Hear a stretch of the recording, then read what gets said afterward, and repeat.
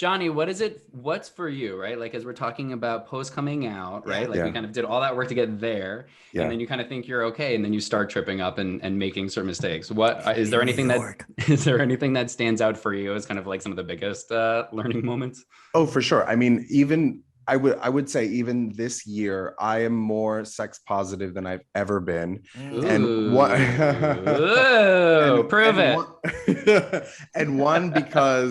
One because the world is, and then two because even when you come out, you're surrounded by a lot of very sex positive men, but sometimes you can be in relationships with people that tell you that this is slutty, this is wrong. Yes. You could, go to your steam rooms and your things and feel shame right after, because that is what we're taught. And that is like the go-to gay dilemma of like, we seek these spaces and places that feel wrong, because that's what that was our first introduction to a lot of sexual situations.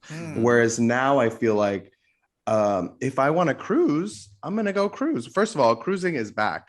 Not that she ever went away, but I feel like in-person cruising is back. Is it? Oh, thank God. Oh, honey, yes. Wait, can you like map out exactly where to go? Because I don't know. So you're not looking at a phone anymore. You're kind of like, right. I was walking the dog the other day, and a guy pulled up next to me and he said, "Do you want a blowjob?" I said, "What? Not right now," because I was walking the dog. But I did take his number. I said please, by the way. I said please. And you were very short with me. I sensed a little bit of attitude. Hurt people. But just that, like, I'm 33 years old, and like I came out, this is 7, 8, 9, 10, 11, 12. Right. But like it's taken me this long to be able to self-teach myself to say, no, that's not wrong, Johnny. You're taking on trauma that you have, or shame from the past. And it's not wrong if you want to hook up with this guy midday after walking that, you know what I mean? And that's something that even today, and what's exciting to me is that like, all I know is that I don't know enough, and that's, because I feel like we live in a world that says, if you don't know it all, that you're not worthy, where it's like, I would love to flip it. And it's like, if you don't know enough, you are worthy. Like there's always opportunity. There's so much humility in that. I mean, it's that's the Buddhist thing of you have to be teachable. Yep. If you walk around going, you do know everything, there's a rigidity and arrogance about that. Yeah. I remember when I was, in like my mid-20s, and I kind of thought the whole thing of I'm out of the closet, I'm fine, I have no shame, right? I'm just like living my life, and all these other problems is everybody else's problems.